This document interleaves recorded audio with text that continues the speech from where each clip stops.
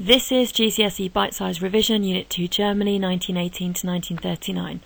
We're just going through the last part of Section 1, 1918 to 1923, of Weimar Germany's problems. We've covered the Treaty of Versailles, we've covered the Weimar Constitution, we've gone through left and right-wing uprisings and the political unrest they caused in this time period, and now it's the occupation of the Ruhr and hyperinflation. So the occupation of the Ruhr, like any event, can be divided into three sections: the why, the what, and the effects. Do remember that the examiner might also refer to as effects as results or consequences. Try to beat the examiner at their own game. If it confuses you, think about what you know. Results, consequences just means effects. And as usual, I've got a mnemonic for you, and I quite like this mnemonic because the sentence in itself actually relates to the topic. So the mnemonic is: restless French invade coal area, producing really unbelievable hyperinflation mess. It sounds a little bit like a headline. That's also why I like it. Anyway, it's very good in actually telling the story, because the restless French, well, the French were restless because they owed the USA money. They invade the coal area, that's the Ruhr, because they want money, or kind of the equivalent of money, producing a really unbelievable hyperinflation mess. Well, that refers to the mess that was created as a result of the occupation, of course, hyperinflation being one of them, but don't forget the Munich Putsch also was one of the effects. So, first the why. The why bit is essentially to do with the Treaty of Versailles, as seems to be everything in this period. The Treaty of Versailles seems to cause all the problems, because it said that Germany had to pay reparations after World War I. But Germany couldn't afford to pay reparations, and particularly by the time it got to 1922, 1923, they really could not afford to pay anything to the French. They didn't have any gold reserves. They had nothing. They had nothing to pay the French with. But unfortunately, the French themselves also were in a load of debt, because they needed to pay money to the USA, because they'd borrowed money off the USA to make up for their war damages. So the French were under pressure, and they were putting their pressure onto Germany. Just to remind yourselves, at the bottom is the mnemonic. We've just done the restless part, which stands for reparations. Remember, everything in red is what gets you the C grade. Anything in blue is that kind of flare point. So what actually happened then in the occupation of the Ruhr? Well, it's just as it sounds, really. The French occupied the Ruhr in 1923. The Ruhr was an area of Germany, as you can see on the map, which is to the west of Germany, so it was quite easy for the French to actually get in there. The reason why it was easy, not just because they were next door to it, but the Rhineland, which was sort of bordering the Ruhr, was demilitarised, and you can see from the map, that's the sort of checkerboard bit on the map. So there's no German soldiers in there. The French can simply march through, take over the Ruhr. Why did they go to the Ruhr then? Well, the Ruhr is the place with the raw materials, and they were able to confiscate, instead of money, things like the iron and the coal, other goods and machinery, because this represented wealth. So if Germany didn't have any money, well, the French would blooming well take anything else that was worth anything. So that's the French invade coal bit of the mnemonic at the bottom, and as you can see, literally, that is a French person invading the coal area. He has stood on some coal which is in the Ruhr. Next is the bit when the Germans try to resist the French. So you can see on the right, you've got a German worker. He's got his hands in his pocket. He's stood there, determined, trying to resist the French soldiers. As you can see, he's totally outnumbered, and he hasn't got the means really to sort of protect himself. Because the Germans, well, there was only 100,000 German troops anyway, and the French, there was 750,000, so you can see that it was probably going to be a lost cause. However, the German government did try to urge passive resistance, like that gentleman was doing, which is essentially by standing there, doing nothing, not cooperating with the French. And as you can see from this poster, this was a German poster produced at the time, trying to show that the Germans were really trying to be defiant against the French. So you've got a French soldier here, he's trying his best to kind of contain and occupy the Ruhr, but the Ruhr's making it really difficult for him. The Ruhr in this cartoon is represented by a kind of robotic porcupine factory-esque monster. So if you look carefully, you can see its face. And it's really spiky because they're not welcoming the French in. And that represents the passive resistance and the sabotage of machinery. And that's that bit of the mnemonic, the area producing really. And of course the last bit, the effects, the unbelievable hyperinflation mess. So the family you can see on the right, they're not very happy. They haven't got a great dinner choice today. He's looking very glum, particularly because he's lost his job. He probably worked in the Ruhr. He's got debts, the whole country's got debts, mass unemployment, and just a shortage of goods. These children are not going to get a good dinner tonight. The government tried to sort this out by printing money. Unfortunately for them, it just meant there was lots of money, literally, as in lots of paper, and the money was useless because it was under hyperinflation. So basically they printed more money, and as they printed more, the value of it became less and less and less. So prices started rising. So you'd buy a loaf of bread for 1 mark in 1919, and by 1923 it was going to cost you 100,000 million marks. I always find that fact quite startling. People were bringing home in wheelbarrows, they were being paid twice a day, and that lady is using her money for fuel because actually the money is cheaper than actually the fuel would cost. The middle class, of course, not just the workers, not just the poor that were affected, the middle class who'd saved in the banks, they lost all their savings because their money was worth nothing.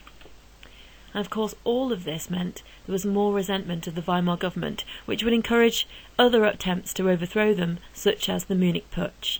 So this was really happening in January of 1923. The Munich Putsch, as we now know, happened the 8th, the 9th of November 1923. So Hitler bided his time perfectly and used the occupation of the Ruhr as a perfect opportunity.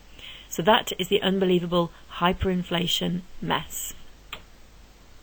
This picture here shows the total irony of the situation. Germany is surrounded by money, yet is totally starving. And so we have the mnemonic. Restless French invade coal area, producing really unbelievable hyperinflation mess. Hopefully that means more to you now. And just try and remember what these stand for. So the R stands for the fact that Germany could not afford the reparations payments. The F, I and C is the fact that the French occupied the Ruhr, which was the iron and coal region. The A stands for the fact the French arrested German workers. The P and the R stands for the passive resistance, which was used by the workers, which didn't work. And the U stands for the unemployment that was created because of the loss of the Ruhr. The H actually stands for hyperinflation because the government prints more money. And the M stands for the Munich Putsch, which Hitler attempted after he was encouraged by the situation in Germany because of the occupation of the Ruhr. So here is a mnemonic again. You could pause the presentation at this point and have a go at trying to recall what actually that sentence really means. If you do this a few times, then you've got that information distilled into a small sentence and you can pin all that other knowledge onto it.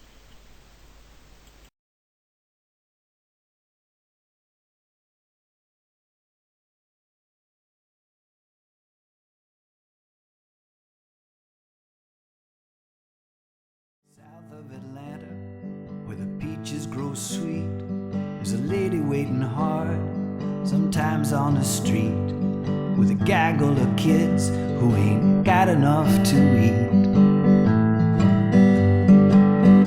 And I can't go home, 'cause I owe a little money.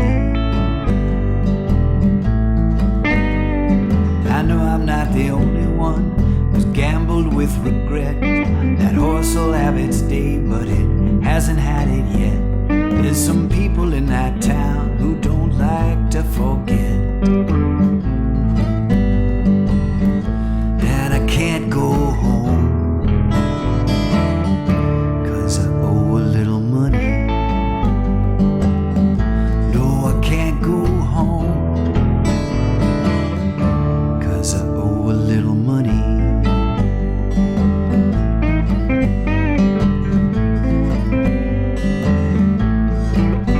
Smell the sweet magnolia as it passes through the air. Feel the earth beneath you, green and heavy everywhere. When the factory closed, I went here, I went there. But I can't go home, 'cause I owe a little money. Lots of folks here nowadays are hurting pretty bad. The face of opportunity is is looking very sad. Mighty is the distance from the having to the had. Mighty is the distance from the having to the had. And I can't go home, 'cause I owe a little money. No, I can't go home, 'cause I owe a little money.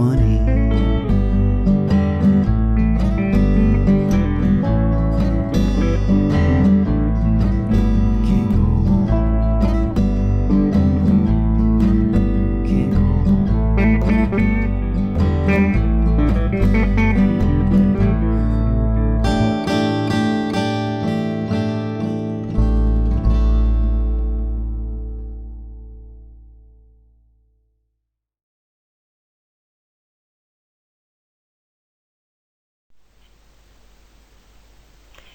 And finally, we're on to that time again, the exam practice time. So make sure you've got some reward to hand, whether it be a glass of water, go and spoil yourself. Or maybe just actually get up off your bum because you've probably been sat down for a while, get yourself moving, go for a walk, go and walk over to your PlayStation, whatever it is that keeps it varied. So first of all, a 6-mark question. We've got describe the key features of the occupation of the Ruhr in 1923. It's a describe the key features question. It's about an event, so this is so easy to structure. It's an event, why, what, and the effects. So as you can see, we've just split that mnemonic, Restless, French, Invade, coal area, producing really unbelievable hyperinflation mess, into those 3 areas. Easy peasy, 3 paragraphs, got the points in the bag, done. Next question is an 8-mark question. Explain the effects in 1923 of the French occupation of the Ruhr. Of course, it's 8 marks, so in order to get over 6 marks, you've got to do that little bit extra. You've got to try and link things together. You've also got to try and explain what's the most important thing. The thing in question is an effect, because that's the word in the question, the command word. Explain the effects. So the effects, you will recall from the previous question, is unbelievable hyperinflation mess. So essentially, you put these into 3 paragraphs. How you actually pad this out is you try and explain how that effect came about. So for example, unemployment came about because the workers went on strike in the Ruhr, which obviously meant no goods were being made, factories were closed down, and no jobs were about. Second effect, hyperinflation. This came about because the government printed more money as some sort of solution to the crisis, which actually made money worthless, which is what hyperinflation is. You go into loads of detail here about, specific detail like middle class lost their savings, the bread, the really startling fact about the value of bread, all those kind of flair points. And then the third paragraph is about the Munich Putsch. This effect came about due to the previous 2, which was unemployment and hyperinflation, because this is where you can make a nice link. Unemployment and hyperinflation created the right conditions for someone like Hitler to attempt to overthrow the government in November of that year, which of course was the Munich Putsch. You can also bring out that this was arguably the most important effect. So easy peasy, you're going to get at least 6 marks on that question, if not the total 8.